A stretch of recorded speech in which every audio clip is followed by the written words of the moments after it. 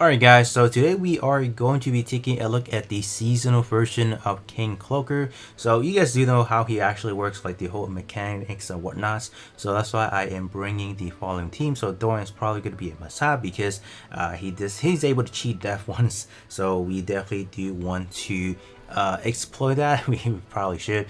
The other setup are pretty self-explanatory. We have Smokey, Odie, and then we have Coco, and then for the kind of like a more optional option right now, we have floor belt. I think we will probably swap out for Sissia later on just to give it a try, because Sissia obviously does have a higher investment, and ultimately it definitely comes down to whichever characters you have higher investment and you want to toss it in, and that's pretty much how it works.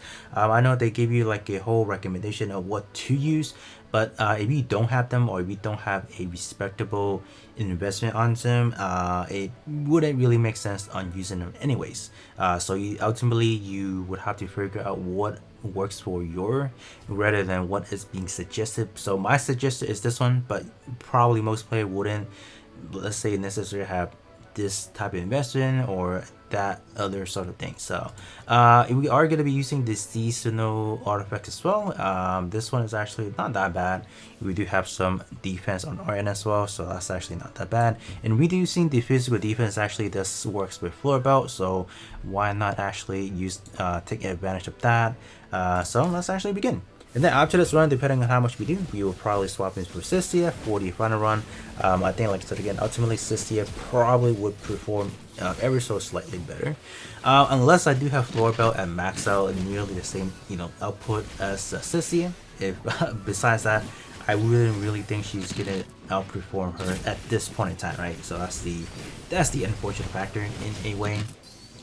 So you guys can see the damage are jacked up, alright?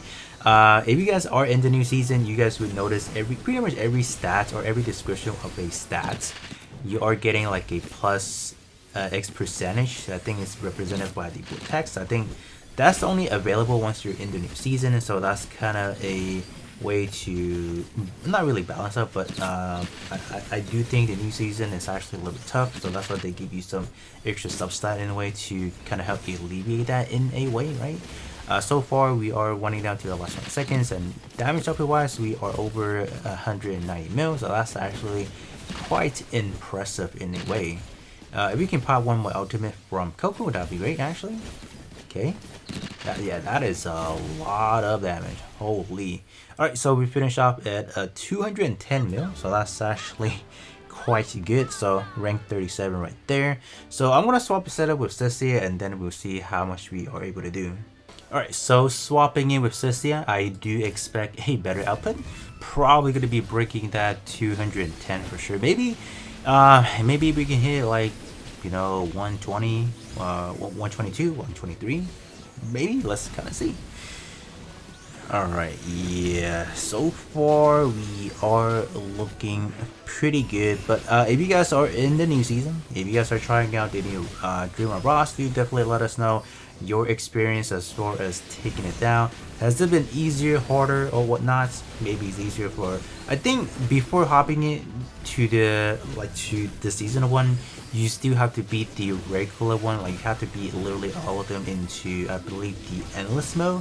I think in that factor it is going to be easier for most people because you are getting the extra substat. So I think most people are on the way to the legendary, or not the legendary, excuse me, the endless one. So it's just a matter of fact how fast most players are able to go through the different days, because the bosses are in a day-to-day phases. So it's just a matter of fact when they cycle back through, and then at that point in time players should be able to go back in and take those take it out. So alright, so I was a little bit shy, so 217 mil, I'll definitely take that.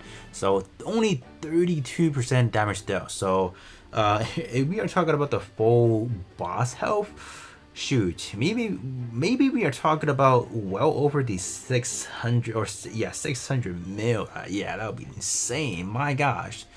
As far as our best record this far now will be the 222 mil, which obviously I did actually try out this team beforehand, so Sissia was definitely the better option to go with for sure. But other than that, that is going to be it in terms of the seasonal version of King Cloaker.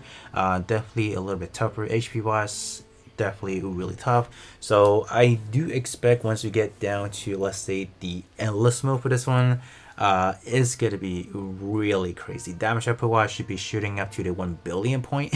Anyway, yeah, I cannot wait until I see the 1 billion damage output. Yeah, but with that being said, that's gonna be it for me, and I'll be catching you guys all on the next one.